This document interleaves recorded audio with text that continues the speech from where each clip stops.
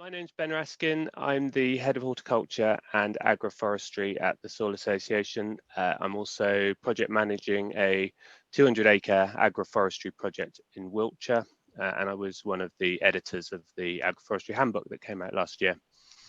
This session is delivered as part of the Welsh Agroforestry Learning Network, which is part of the Fabulous Farmers Interreg project, Fabulous FAB standing for Functional Agricultural Biodiversity, designed to support farmers in the transition to a more agroecological practice on their farms, and the project aims to increase on-farm efficiency and reduce reliance on external inputs by increasing this functional agricultural biodiversity.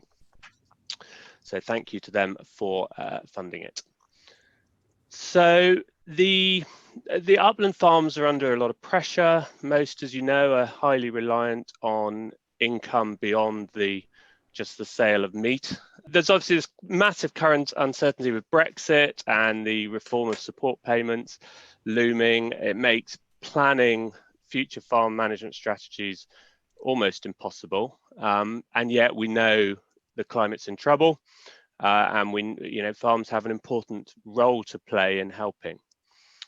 The government, in theory, are committed to this big tree planting program, although I'm not entirely clear they've got a good idea of how that might be achieved.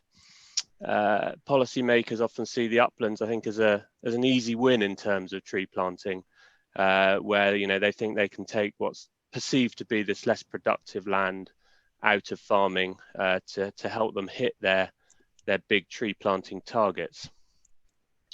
And along with that, you get some of this high profile rewilding debates with people like George Monbiot and others, which risk polarizing, I think, that discussion on tree planting, even with echoes of the highland clearances of farmers removed from the landscape to make way for forest or for other benefits.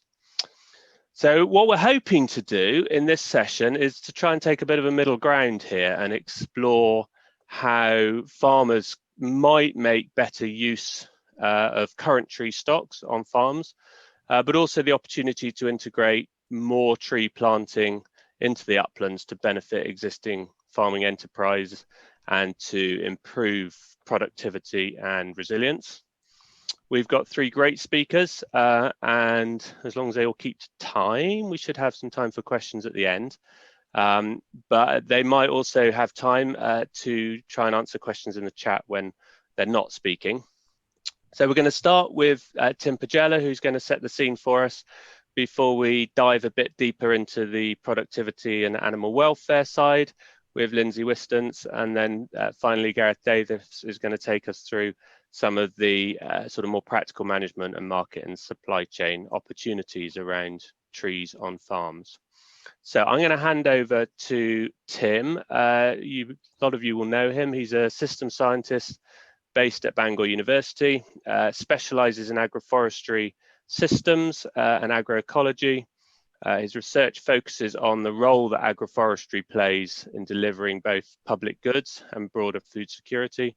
And as well as working closely with farmers, Tim's a great advocate for agroforestry at a policy level, and was one of the authors of the handbook that I mentioned earlier.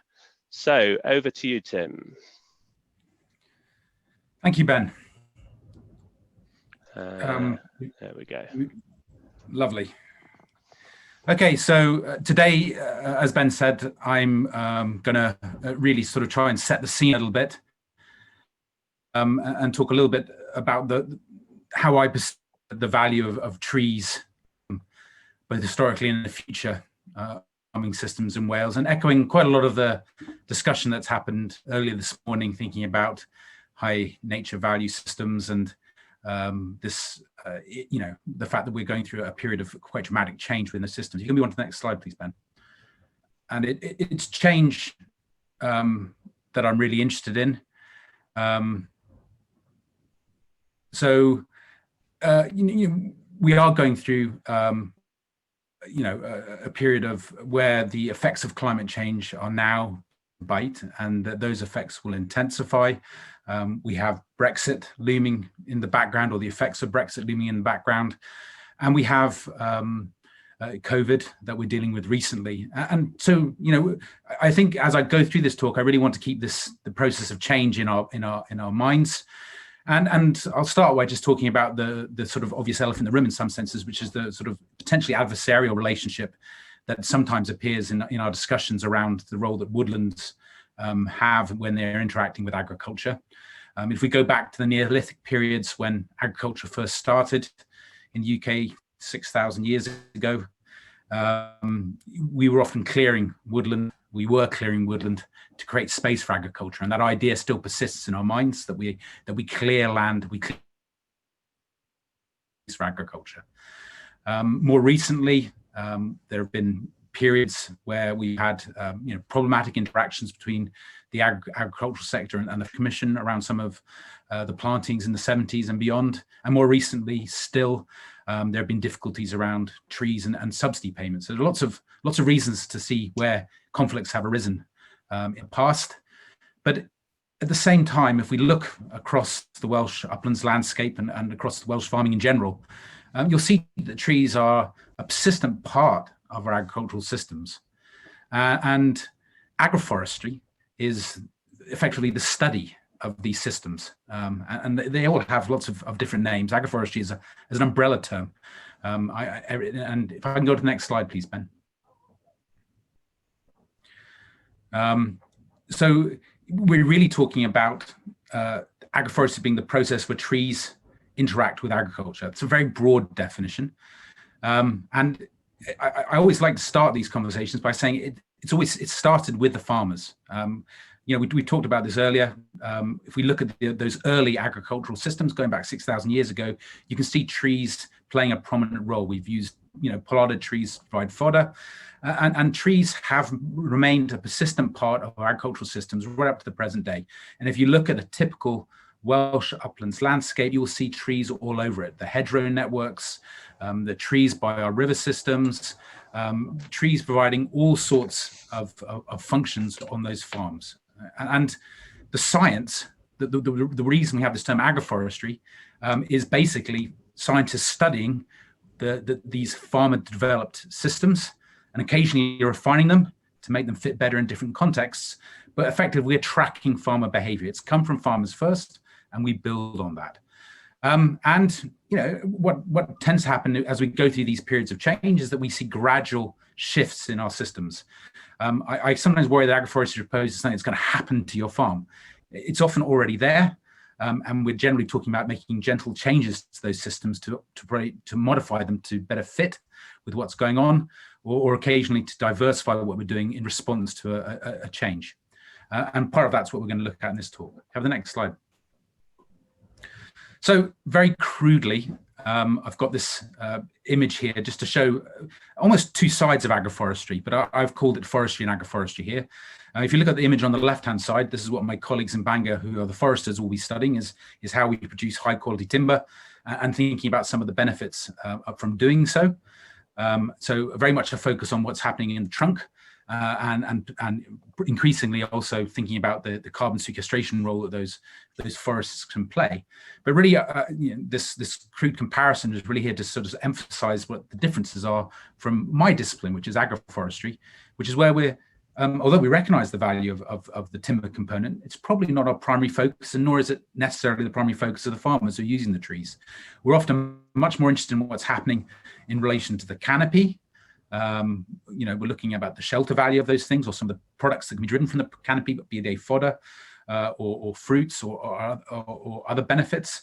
And we are very heavily focused on what's happening below ground in relation to the way that trees interact with the soil, both in terms of the way they mitigate and adapt to climate change, but also looking at the mycorrhizal associations, the ability to fix nitrogen, all of these other benefits that are happening below ground, which provide added benefits to the system. And if we're thinking about agroforestry, these two systems here actually represent two choices that we have at various levels in relation to making decisions about agroforestry on farm. Could I go on to the next slide, please? So you've got basically two choices. crude choices, and of course they're not discrete choices, they're a spectrum. The first sort of focus on agroforestry's diversification option. And that image in the middle there is showing a set of neatly arranged ash trees in Northern Ireland, which are being grown in a pasture. But the trees are being managed for their timber value. So they're being high pruned, they're being managed so that they produce a final product, a crop. On the right-hand side, we've got what I call the little helper role that trees play on farm, and probably more of a focus for me. And that's in putting tree infrastructure in place that provides benefits to the farming system by supporting the activities that the farmers are seeking to do. So this is a shelter belt, and the primary aim there is to provide shelter to the stock to enhance their capacity to grow. Okay, now on any given farm, you can have both these systems in play. In fact, you can that particular shelter belt, there is timber within it.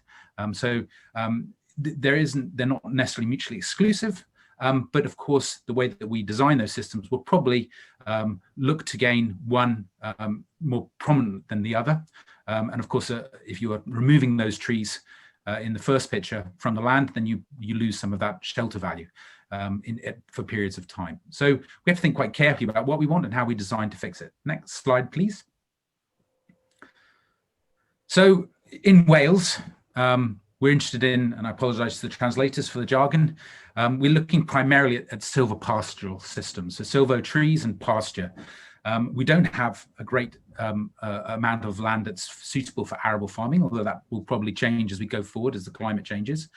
But silvopasture is really looking at the role that trees play with livestock, be they in open fields by adding trees or the introduction of stock into wooded areas.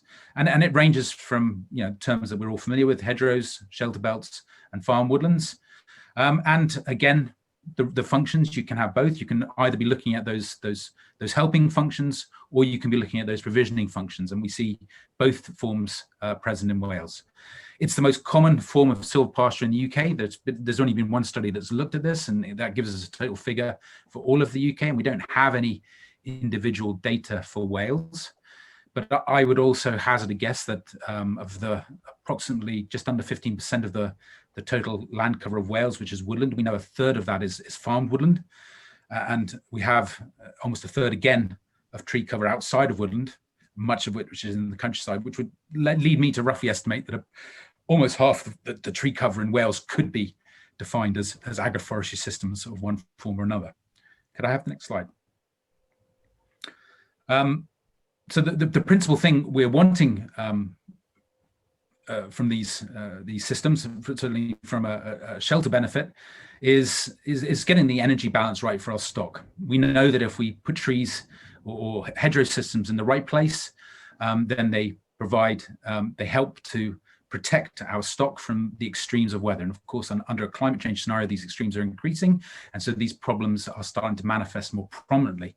And we don't have to go too far back into our recent past to see quite large levels of livestock mortality rates associated with blasts from the north creating stock damage. So agroforestry is potentially an adaptation strategy that we can use to try and mitigate or limit some of these impacts. If I go on to the next slide. So shelter belt works in a very simple way. Basically what we're using is vegetation cover to which is hopefully porous, allows the wind to pass through it, because that gives it, what that does is slow the wind through the stock and creates a sort of a wind shadow behind the trees. So you have this vertical barrier, and you can build this up depending on your context and your design. So it can start with just a simple hedgerow, but if you need more shelter, you can, or you want to sort of broaden the suite of benefits that it can provide, you can give more land over to the shelter belt and increase the area of effect. Okay, so you can have different combinations, and what we know is that this will give live weight gains. So your stock will grow more because it's less stress. It's putting less of its energy into keeping itself warm, or keeping itself cool if we're talking about the sun. But also, at critical points in the year, particularly around lambing, we tend to see very, very high lambing mortality rates if you're outdoor lambing in the winter, and you can see significant drops in those rates if the trees have access to good shelter infrastructure. So there are lots of reasons why we can think about promoting shelter belt systems for farmers and increasing the cover of land we have to provide these little helper functions that trees can provide. Could I have the next slide, please? Of course, trees can provide a lot more than that at the same time. So as well as providing the shelter, they will still be doing, they can be helping to prevent erosion or soil loss on the farm. They can be providing timber within those shelter belt systems as the trees are growing or producing a potential crop. They can provide shade provision, reduce pest incidents. So they are all providing benefits, potential benefits on farms. At the same time, the combinations of trees across the farm can provide benefits that leak off the farm and provide public goods elsewhere. And I've sort of listed them against all these potential benefits. So you've got things like water regulation, but in reality, we were always managing our farms in Wales with our heavy soils. In many cases, we're managing them for water anyway. You drive your vehicles along hedgerows because we know that the hedgerow system dries out the soil and prevents erosion poaching from occurring in those systems. Combinations of trees provide those benefits leak off the farm. That's the wrong word to use in this particular context, but then potentially provide flood risk benefits. Can I quickly go on to the next? Just trigger this arrow. And as the science and study emerges, we can learn how different things about the system also feed into that. So, for example, we're aware that farming systems are a big contributor to climate change. But looking at what we can do with tree fodder, we can see that tree fodder can suppress some of the methogenic bacteria within the livestock gut. And so, we're at Bangor, we're studying at the moment alongside other universities, looking at the way that tree fodder can help to reduce the amount of methane being produced by livestock. And so these then feed into systems going forward. Can I have the next slide, please? It is important to think about the off-farm benefits as well, because I suspect that's increasingly what policy is also interested alongside the benefits on farm. So all of those benefits that do leak off the farm are important, and they're important also in relation to thinking about what's happening to us in the future as climate change starts to bite. So there's been a lot of interest looking at climate adaptation and mitigation strategies. And enhancing sustainable intensification across the UK and certainly globally now. Agroforestry has gone away from being a very niche subject area to being a pretty mainstream climate mitigation strategy. And that's partly because trees are so inherently multifunctional. They produce these multiple benefits, so we can shape those benefits or prioritize those benefits. But on the whole, the addition of trees onto the landscape produce benefits and goods that have often been lost as we've converted land to agriculture in the past. So often this is about bringing those systems back and building on sort of those regenerative functions that one of the speakers was talking about earlier. And of course, we've also talked about the water this morning. Flood risk is increasing. It's a challenge every year now, as are droughts. So both the absence of water and the too much water are all things that we can potentially use trees to manage, and the location for doing that is on agricultural systems. And of course, we talked about COVID. Similarly, it's not too far in our distant past when we're thinking about foot and mouth. Things like biosecurity can have devastating effects, and again, you can use trees very carefully on land to provide those benefits in certain parts of the farm. Next slide, please. I don't want to talk too much about agroecology, but agroforestry is a central component of agroecological thinking. The slide is here in some senses because we were talking about nature-based farming earlier, and agroecology is an element of that. It's a mechanism by which we can achieve that moving forward. I don't call these conservation-based systems. What they are is ecologically based systems. We're moving into different contexts. We can't always be looking backwards, but we can use that ecology to future-proof our farming systems and start to build these regenerative strategies to keep the soil and manage the soil for the future. So, agroforestry is a tool for agroecology and is designed to build farm resilience and to prepare our farms for the future using these regenerative ecological principles. Next slide, please.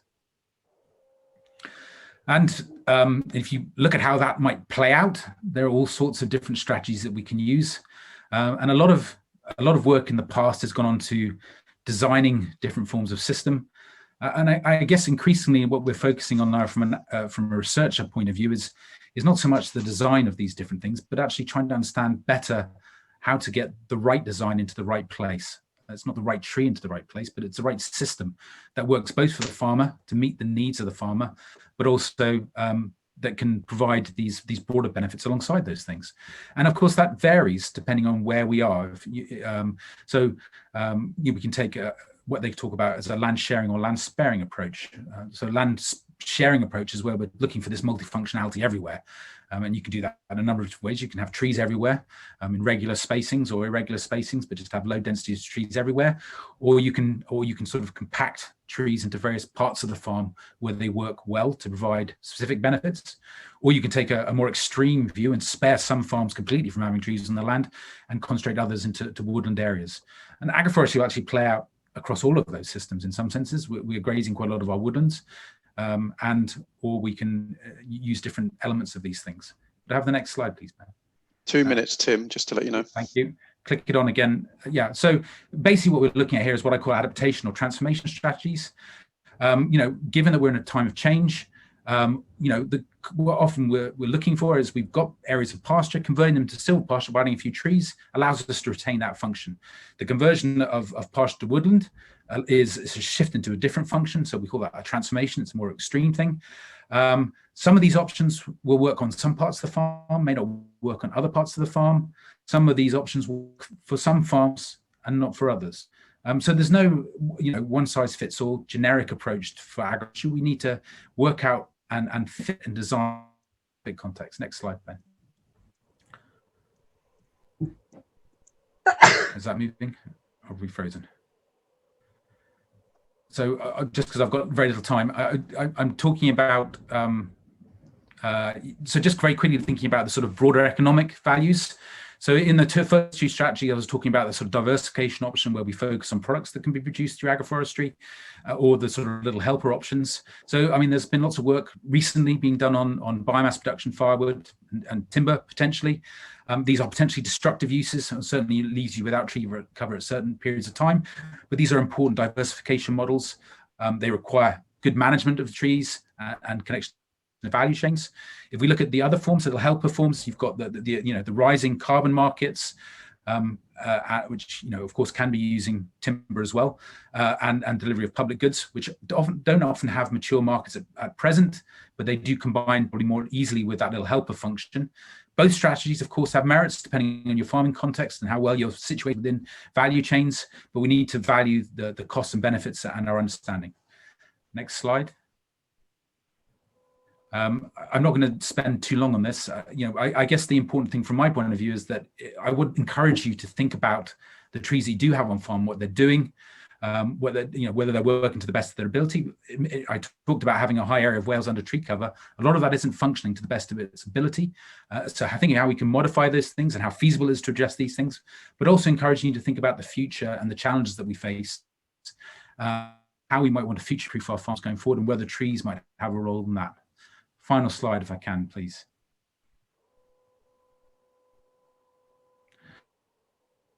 Well, it's not popping up for me, but I can do it from memory. I guess my key points that I wanted to make are that agroforestry is a funny term. I don't want anybody to sort of fixate on that. It's just a name for a number of different practices, which all involve trees on land. It's a really common feature in our landscape. It's not something new. It's something that's already there. We just need to think about how to maybe manage it better. And if we're expanding it, to think carefully about what we want from those systems. If we do expand it, we do know from work done in the UK, but across the world, that it can mitigate many of the negative externalities, if I can use that word, of agriculture, and can provide off-farm and on-farm benefit if we can get the design right and fit those designs properly to the context. We probably need some help with that. We've got a lot of experience in Wales compared to other parts of the UK. Organisations like Coed, Cymru, Farming Connect, the Soil Association, Woodland Trust are all there to feed in advice, but we need to expand and build on that in the future if we want to see more of this type of thing. Thank you very much. Thank you very much, Tim. That was great. Sorry that my slides there seems to be a bit of a lag occasionally, so I hope they're coming through eventually. I think what we'll do is we'll crack on with Lindsay's presentation. So save up questions, I think, until the end. There was one already that's come through around support payments for grazing and the apparent reluctance of the Welsh Government to support trees. So if you maybe bear that in mind for the discussion at the end. But in the meantime, let me introduce you to Lindsay. So Lindsay is a researcher at the Organic Research Centre. She's senior livestock researcher. She's been working in animal behaviour, health and welfare since 2003, and her specific interests include the human-animal relationships and the role that diverse species-rich environments play in offering good welfare conditions, as well as food and medicine for domestic animals. Lindsay was another of the contributors to the handbook, and we're now going to benefit from her deep understanding of really how animals and trees interact. So let me hand over to you, Lindsay. Thanks, Ben. Yeah, so as Ben says, I'm going to be focusing on trees, but how the presence of trees can benefit animals in multiple ways. And this includes temperature regulation, body maintenance and social behaviour. I'm also going to be talking about productivity, but the productivity I'm going to be focusing on is that which comes about as a natural consequence of providing good welfare. Next, please. Thanks. So in terms of body maintenance, when we have livestock and silvopasture systems, they show less aggression towards each other and less fear towards humans than when they're kept on open pasture. In cattle in particular, social behaviour is more cohesive. They tend to stay closer together, and social licking, which is a very positive social interaction, if we take this as a proportion of all social interactions, it's almost twice that of cows on open pasture. So nearly 80% of their social interactions now comprise of positive social licking behaviour. In terms of being less fearful towards humans, this at least is partly attributed to them having something physical to hide behind. Next slide, please. So a healthy coat and healthy skin act as a really important frontline defence against disease. And all animals, regardless of their species, spend part of every single day managing this through licking or preening or rubbing their coat. And access to trees and shrubs at a variety of angles can enable them to access pretty much most body parts. And let me just say, if people are wondering why poultry, the cockerel is there up in the left-hand corner, of course they don't use trees for rubbing, but they do show a lot more preening behaviour when they're given canopies, the protection of canopies to live under. So really through rubbing, livestock can remove dead skin and dead hair, and they can also remove seeds that can penetrate the skin, and as well as external parasites such as ticks. And the rubbing behaviour can also act as an early warning, really, of parasites that can't be managed easily, or fly strike, which causes the sheep to itch quite a lot. Okay, next slide, please.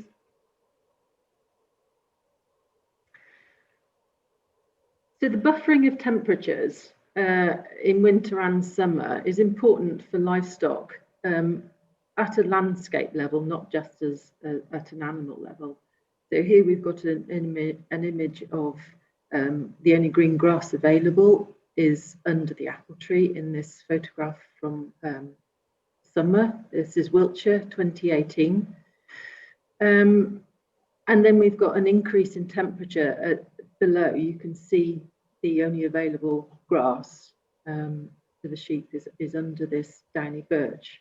And here we can see how the temperature can increase, which can be up to 6 degrees centigrade under tree canopy, even without the presence of leaves. So the picture on the right-hand side is a system that Tim also referred to in Ireland. So these ash trees, although they're primarily grown for timber, they've improved water management to such a degree that the presence of them has extended the grazing season by a full 17 weeks, and 5 of those weeks in spring. And of course, the buffering of the winter temperatures enables livestock to find themselves a warmer resting place when they're outwintered. Next, please. So if we consider shelter from cold conditions, well, trees offer good protection from rain, wind, and cold. Now, animals have both a higher and a lower critical temperature. Outside of these temperatures, there's an increasing risk to health and welfare, and this begins with the mobilization of energy to maintain corporate temperature. For beef cattle, if we take them as an example, the general rule of thumb is that for every 1 degree drop below their lower critical temperature, there is a 2% increase in energy requirements. For these cattle that have developed a normal winter coat, which is also dry, the lower critical temperature will be about 0 degrees. But then if we add wind into this mix, so if we take an example of an air temperature of 2 degrees, and then we add a cold wind that is blowing at 16 miles per hour, the effective temperature now becomes -7. So for this animal, still with a dry coat, it now requires 14% more feed just to break even. If we then add rain into this mix, the lower critical temperature shoots up to 15.5 degrees. So in this scenario, it's wet and it's windy. These animals now require 45% extra feed just to break even. Next slide, please. So Tim talked about 150,000 sheep dying in Wales in a single winter. Well, here's an example of sheep being culled in summer conditions. If we now consider a newly shorn sheep, its lower critical temperature is a whopping 28 degrees. If we take an average temperature of 16 degrees, the required extra feed for that animal will now be 20%. And then, of course, we get further substantial increases with wind and rain. And although fleece grows quickly, the changing climate is bringing more changeable weather patterns with it, so that adverse conditions in summer also become more likely. And you can see in this image, these Wiltshire horns are unable to find reasonable shelter. And they're no longer engaged with their own life, if you like, they're just coping. Okay, next slide, please. So as Tim also mentioned, exposure to cold is one of the biggest causes of lamb losses in outdoor lambing systems. I have a more conservative 30% reduction in losses of lambs. But of course, we take our learning from around the world and different systems. And overall, whether it's 30% or 50%, that's a lot of lambs being lost due to poor welfare.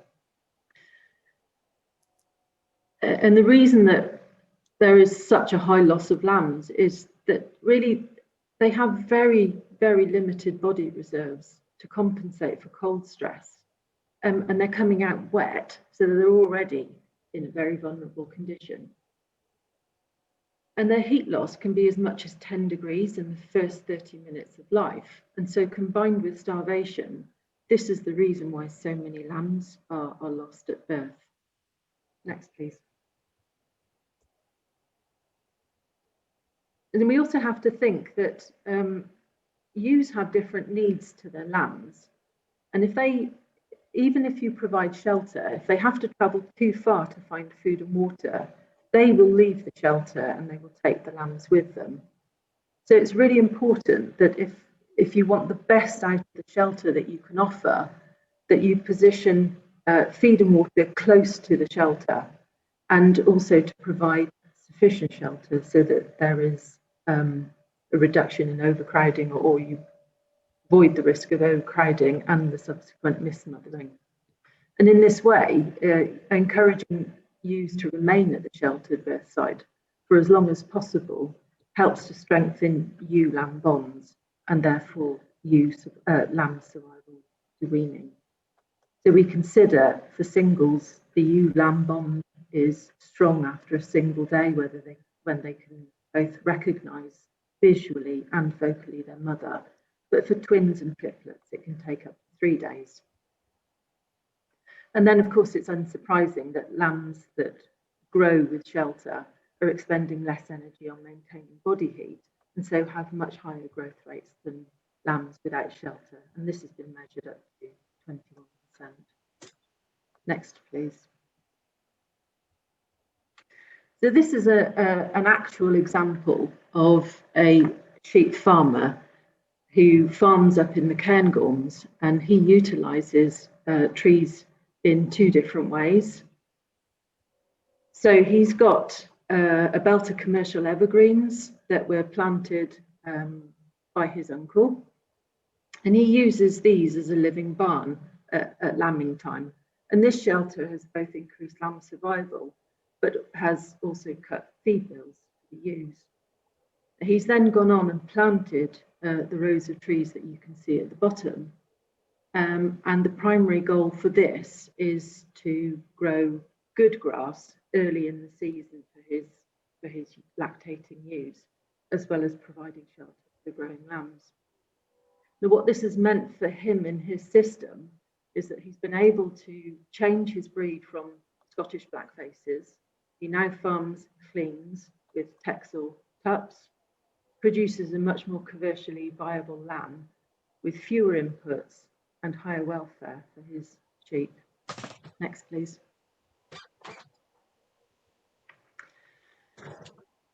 Yeah, so if we flip to the other end of the season and we talk about heat stress and shade, well, still, as important as managing cold conditions is, on a global level, shade is the single most important benefit that trees provide for animals.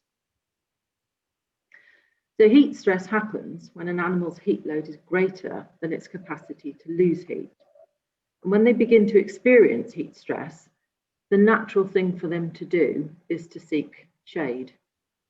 For cattle, this begins at about 18 degrees, and this depends on things such as coat colour, production status, skin colour, other things.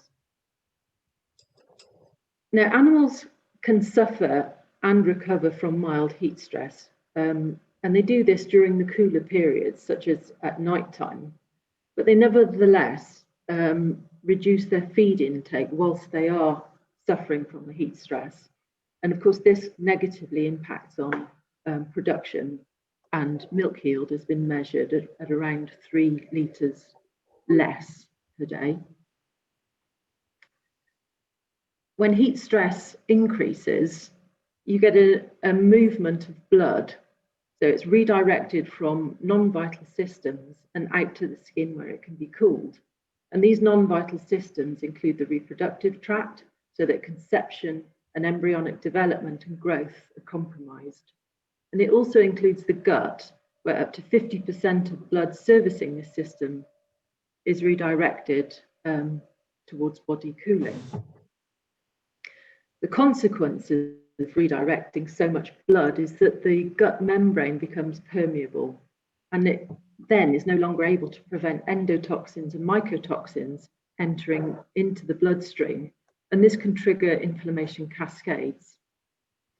So it's probably no surprise to learn that dairy cows without shade have significantly higher levels of mastitis than those with access to shade. This was a study carried out in Italy with over 3,000 dairy cows. So overall, with higher disease levels, compromised production through slower growth rates and lower yields, as well as poorer reproduction rates, the annual costs of heat stress to the US dairy industry have been calculated to be in excess of $900 million. And for the beef industry, it's over $400 million. Next slide, please.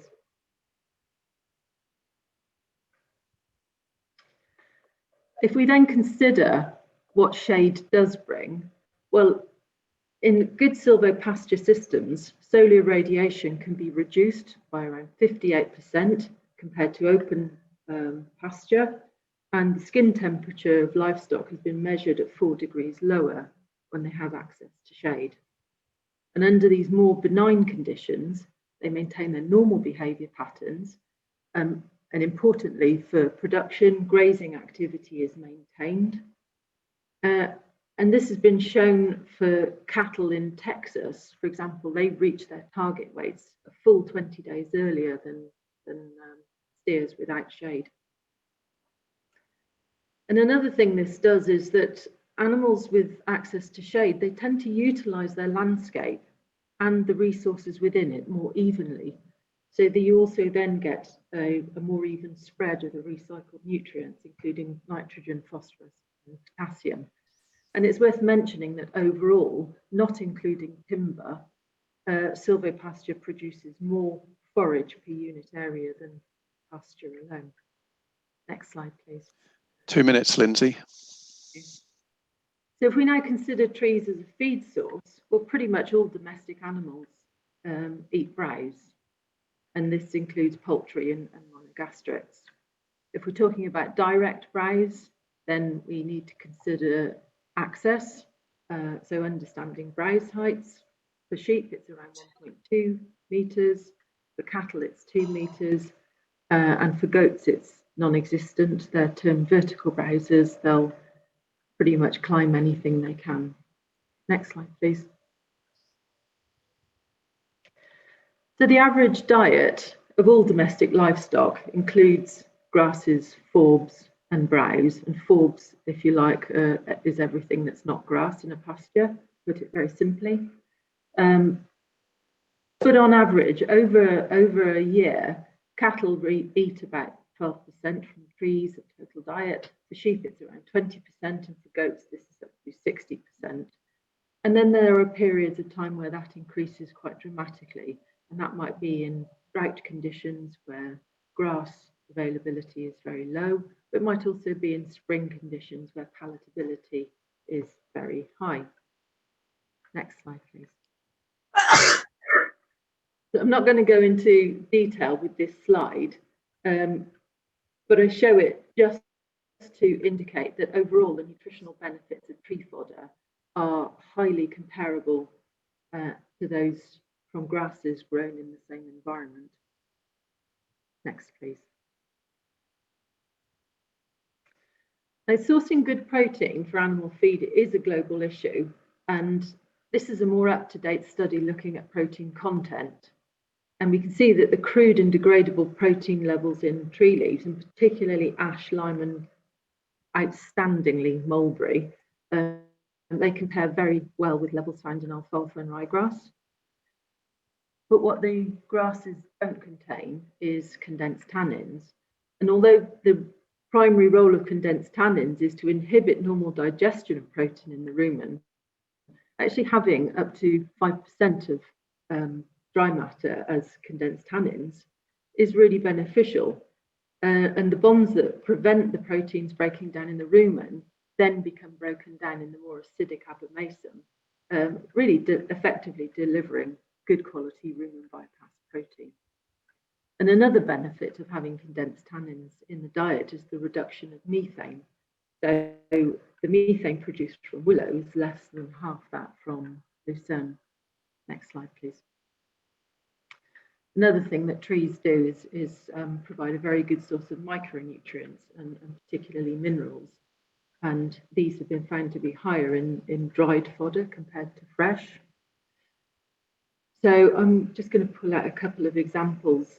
We have goat willow, a very good source of calcium and phosphorus in a very handy 2-to-1 ratio.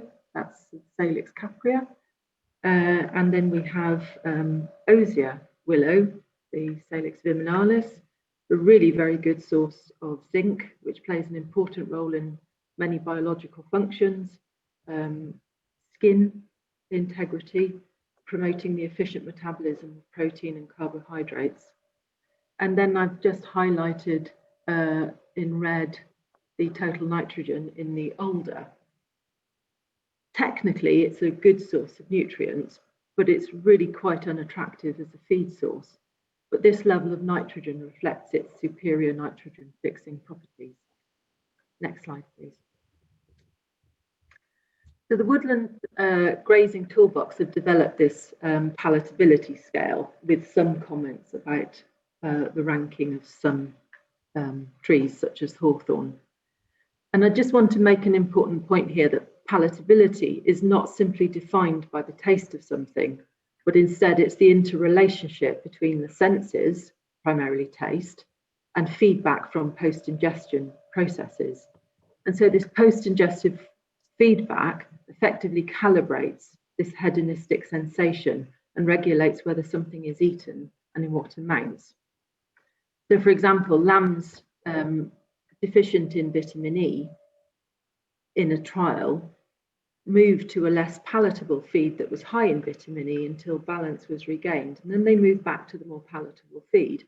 And in this study, the authors noted that the lamb's internal feedback system was sufficiently sensitive for them to seek out the novel feed with the required nutrient before any clinical symptoms emerged or could be measured. Next slide, please.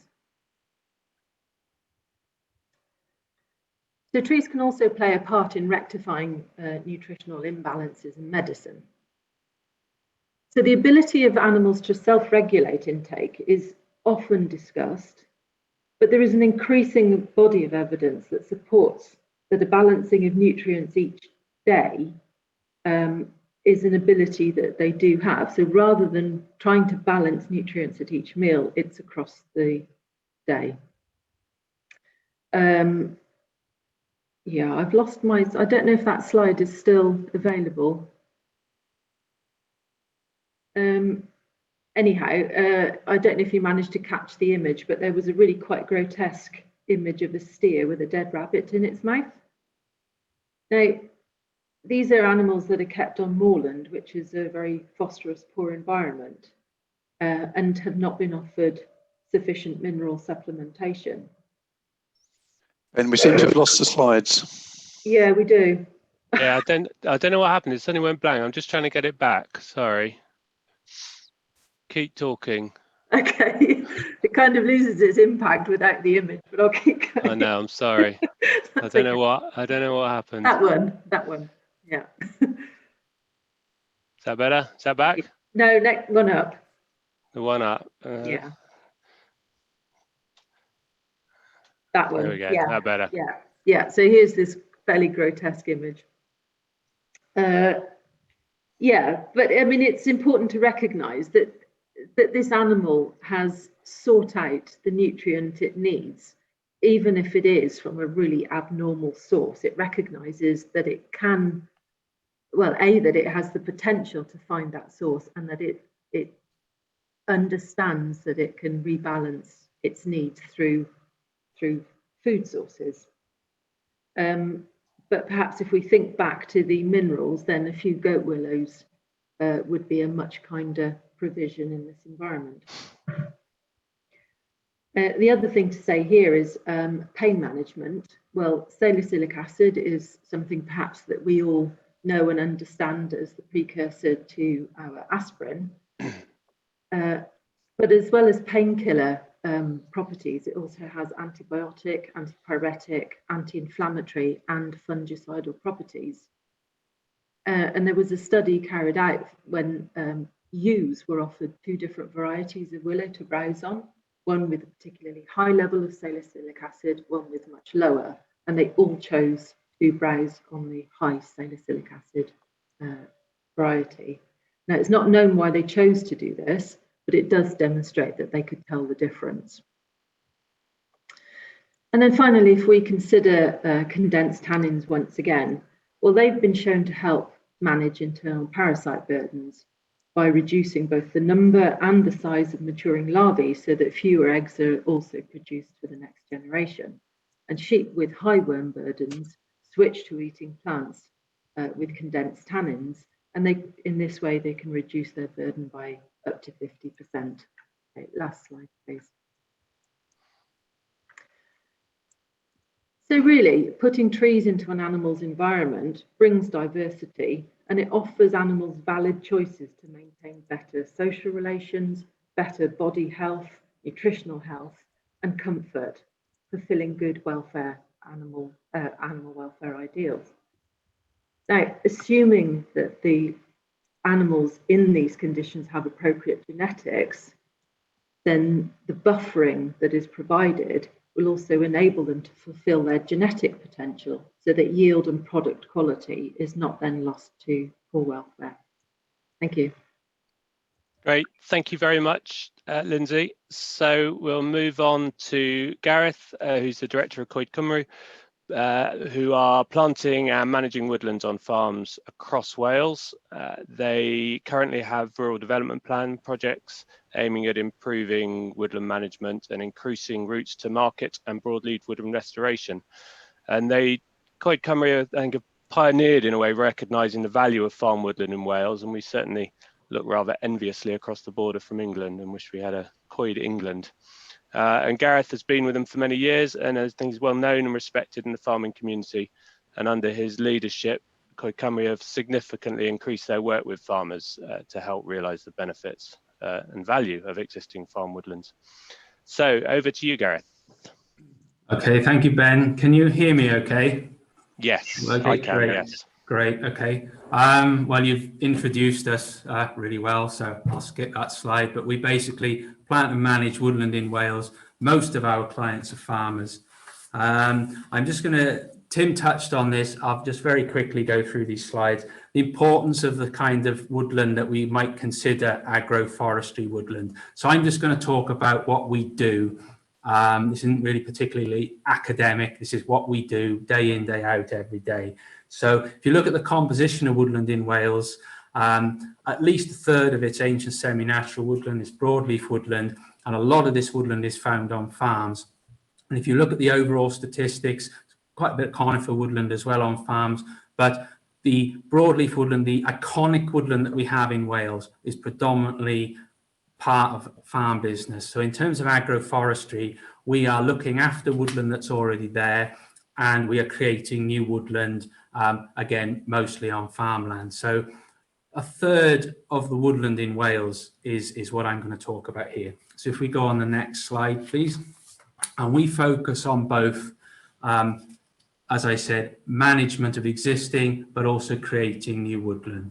And it's all about integration for us between woodland, forestry and farming, particularly in the current economic climate. On the next slide, hang on, I got a funny message just come up right in the middle of my screen. Sorry.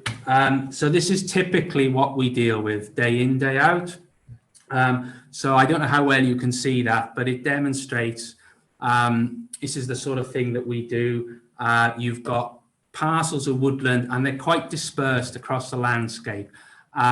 We've got different things. These are 2 or 3 farms, neighbouring farms, that have got different things, new planting, woodland to possibly some conifer, clear fell and replant, possibly some conifer thinning, some broadleaf thinning, and a whole range of options there. And this is typically what we manage.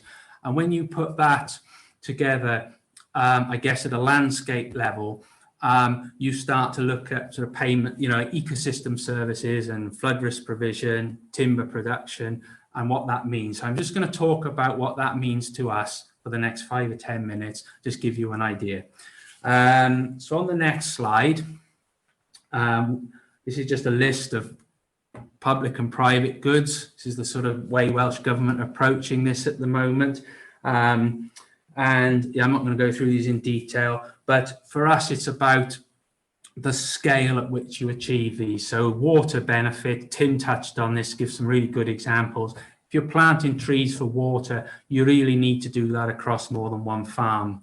If we're looking to seriously address our carbon targets, for example, we need to be having the scale of woodland planting, and we are seeing the budgets now coming from Welsh Government, and these schemes are coming through. And I think we're at a really exciting point, in terms of agroforestry and farmers engaging with woodland, because, in Wales now, we are really demonstrating that the scale is there, and a number of schemes, for planting and management are coming through, and it's starting to be significant. So on the next slide, I tried to put a summary of, for us, what agroforestry might mean in our context. But this is really just what we do day in, day out. For new woodland, Tim touched on this, land sparing and land sharing, how you use both in different contexts. And it's for us planting, we're either converting whole field parcels typically to woodland and forestry options, or we're planting trees alongside continued agricultural production, grazing, etc. We do one or the other or both, typically on farms. But for us, we don't acquire land to plant trees.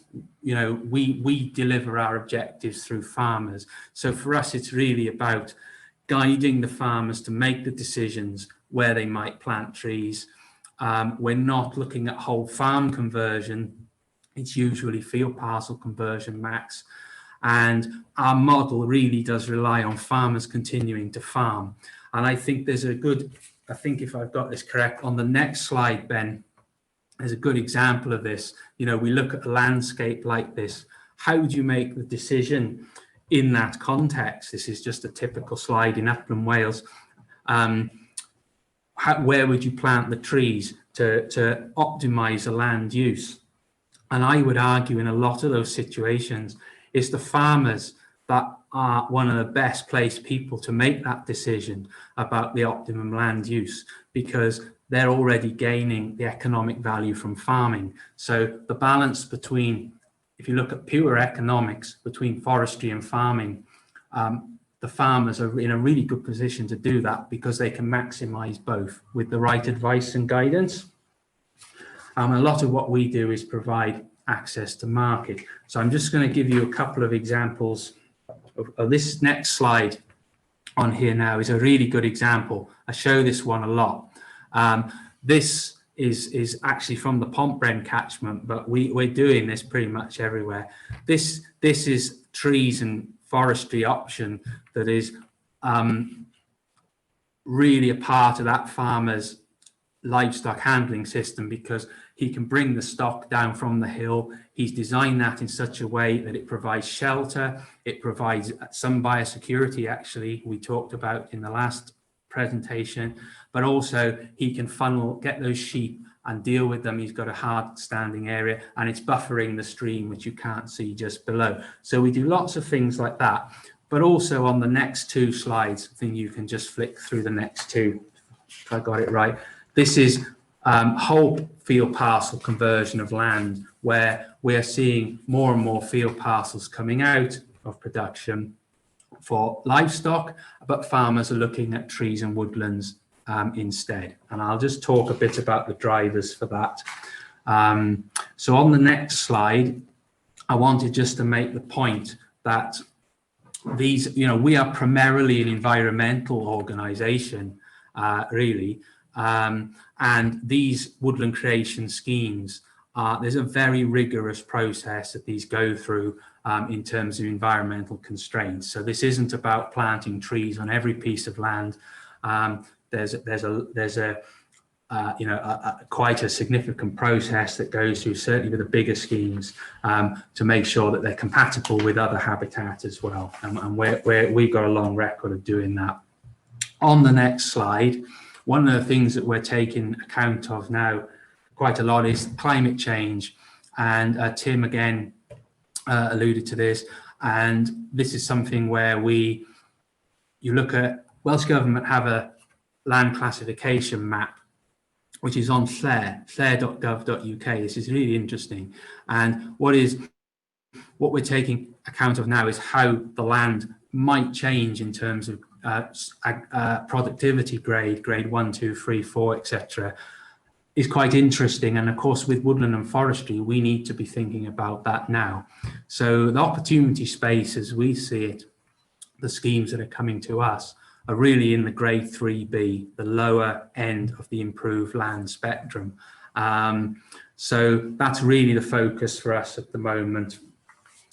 And then if we go on to the next slide, a lot of what we do, I guess, as an organization is enabling farmers to realize, or any woodland owners really, but as I said, primarily farmers, realizing the economic value from these schemes. If you just, that slide we showed earlier with the woodland dispersed across the landscape, is how do we make that economic really to manage? And I mean economic in the widest sense, really about useful things, not purely about return on investment. And we tend to find that's really what farmers are driven towards as well. And really for us, it's about new and existing, and it's very mixed woodland and forestry with high ecosystem service values. And for us, it's about creating scale and managing these group models. And that's what we're very focused on now. So I think agroforestry, if we're going to take that forward as a term, I mean, it's kind of what we do anyway, I think, but we need a different economic model as well to that that's used by contemporary forestry investment. Timber, we do a lot of timber harvesting actually, but the carbon and ecosystem services is a huge opportunity and a step towards that.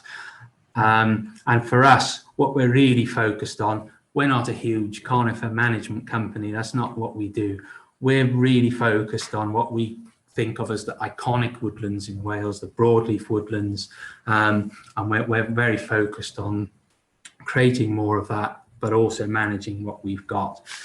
And I'll just give a couple of examples about what economic means for us, really. So these are slides. We do quite a lot of presentations to farmers in Wales through Farming Connect, for example, and these are the kinds of messages that we try and put across. So, you know, making useful products from thinnings from your woodlands. This is really valuable to a farm because fence post quality is not always the best. And you know, we have a lot of customers that actually make their own fence posts with machinery like this. They're relatively inexpensive. Clefting stakes, if you've got the right material, that's actually quite quick and efficient to do. Done plenty of that. So these are actually economic outcomes in the context of agroforestry, which are very valuable to the farm. And on the next slide, I think, yeah, we've got, for us, forestry machinery typically is very big now. You know, we're talking machines 25, 30 tons or more. So a lot of what we do that kind of forestry at times, but a lot of what we do is this kind of scale, tractor scale. And, you know, this is a farm tractor with a winch on it, but, you know, it's using machinery like this and trying to keep that, the technology at that scale up to date and having equipment of the right scale for the sorts of jobs that we do. So that's sort of typically what we do day in, day out. The next slide, again, I put this intend to read this out here, but these are the sorts of messages that we give to farmers. So, you know, it's about being clear about what economic management means to you. You're growing a timber for a market, you know, all these sorts of things. How can you start? What do you need to think about when you're making the decision to plan to manage woodland on your farm? So these are the sorts of things we tend to go through with farmers day in, day out, and it echoes quite a lot of what Tim said actually earlier. And then really the next slide, I can come back to any of those in the questions if necessary. But what we're seeing at the moment, carbon is a huge driver now. Even in the last 6 months, for us, it's quite interesting because we were in carbon pretty much first in Wales. As our schemes were one of the first to go through and be valued. So, and what it's seeing for us is a more of a diversity, I think, in income, lowering risk, but also I think we're seeing more mixed woodland as a result of it being created. It's only for new woodland at the moment, but I think this is a real opportunity in terms of agroforestry because, you know, I think it's something the farmers really do buy into. So we're seeing a shift, I think, now with the carbon and the prices are going up, and it's driving a shift in the way that we think about woodland and forestry in Wales, certainly from an economic point of view. And that's, I think all the key messages, I just run through that very quickly because I can see we're short on time, but that's, you know, basically we're here to help. I think the next slide, yeah, that's just a clip of our website. So just a run through of what we do, really. Hope that was useful. That was brilliant. Thank you. Thank you so much, Gareth. Right, we've got a few minutes for questions. There's been some really interesting comments as well on the chat. So I think if we answer, because we're all fresh with your talk, Gareth, if we could give you the question to Gareth first and then come back to the one earlier about tree fodder. So to what extent is it important to create wildlife corridors with connected forested areas? Also, this is more of a woodland management question, but is selective logging a practice used in Wales? I was recently in the north and was surprised to see so many clear-cut sides and mountains. So I guess that's for Gareth or anyone else that feels they have a view. Well, shall I just give a quick answer? Yeah, we do a lot of connectivity, and the map, I showed a map very briefly with different colours on it. It's like a green map. And that is Welsh Government's scoring system, and one of the layers is quite high priority is connectivity. So we do quite a lot of that actually, and also with management of existing woodland. That's quite important. And we do a lot of selective logging. I'm assuming you're talking about continuous cover. We do a lot. You'll see a lot of clear cut going on at the moment because I think the timber price is high, and that does have an impact on commercial forestry. But also there's a lot of larch being removed, and it's quite a shame, but a lot of people are having notices from NRW to remove larch because of phytophthora disease. So you're probably going to see more clear cut than you normally would around at the moment. Great, thank you. So the question about fodder was from Jane. It was an interesting one, I thought. So is there a difference in the use of tree fodder, so self-medication perhaps, between native and imported breeds, or because you could possibly term them modern breeds, I guess, or do they all learn pretty quickly what's good for them? Yeah, sorry. So is the question about the breed or the tree? I think it seems to be the. I mean, we can maybe unmute Jane Ricketts-Hine if we need to, but I think the question was about whether different breeds learn or behave differently in terms of eating different species, self-medicating. Yes, the breed. Yeah, okay, thanks, Jane. Yeah, I mean, really, domesticated animals are very similar to their wild counterparts. So when we talk about behaviour, we don't really talk about a qualitative change in behaviour, it's more a quantitative change. So all the behaviour patterns in the wild animal are represented in the domesticated animal, and that goes across breeds. So whilst there might be some breeds, for example, the Shropshire sheep is gaining some reputation for browsing less than other breeds, they still do browse. So I don't think it's so much to do with whether they're foreign or not, but really whether the tree is foreign to the animal. So a lot of what animals eat has got much to do with learning, so familiarity with what is present. And learning really comes about first and foremost through the mother.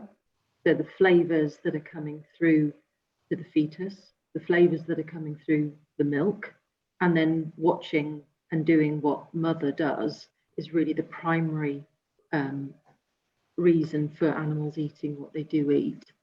And then you've got peer-to-peer learning, which is really strong also. And finally, you've got learning over time. And this is the most risky thing. And if we talk about livestock, they're actually quite risk averse because the consequences of getting it wrong can be really high. So they have a general fear of unknown things. And so having to learn from scratch is the slowest process. And there may be some breed differences in that, but largely it's a strategy, if you like, an evolutionary strategy that's kept them alive, and they retain that strategy. I hope that answers the question. That's fascinating. Thank you. So I guess maybe one final question, which reflects some of the questions that came up during Tim's talk, was, how do we overcome this reluctance of the Welsh Government to support trees, individual trees, hedges, copses, and are there barriers, for instance, in the glacier that we can remove quite quickly and easily, or are there sort of bigger things that need to happen? Tim, do you want to start on that one? I can very quickly. I think it's difficult. I mean, for me, I've been studying agroforestry for 20 odd years. One of the things that you tend to notice is it's not really owned by forestry, nor is it owned by agriculture, which is where the policy sits within those different silos, and agroforestry tends to fall in between. And so some of our most iconic structures, hedgerow systems, don't receive the love that perhaps they should have, either from us as academics studying them, but nor in terms of policy. DEFRA, I think, has one agroforestry specialist within it across, and so there's a gap there, and I think obviously what's happening globally has an influence. If we look at some of the high-profile literature coming out now, the International Panel on Climate Change produced a publication last year on land, really citing the value of agroforestry systems. This sort of profile raising is important, but also local knowledge from farmers. I come back to that. Farmers, when we think about it, they do know a huge amount about the role that trees play. I learn from farmers about livestock and trees and what they'll eat and how they'll behave. So there's a lot. It's a mixture of bottom-up systems and top-down systems, and lobbying from the parts of people like Gareth, I should imagine, and myself. Gareth, you got anything to add to that?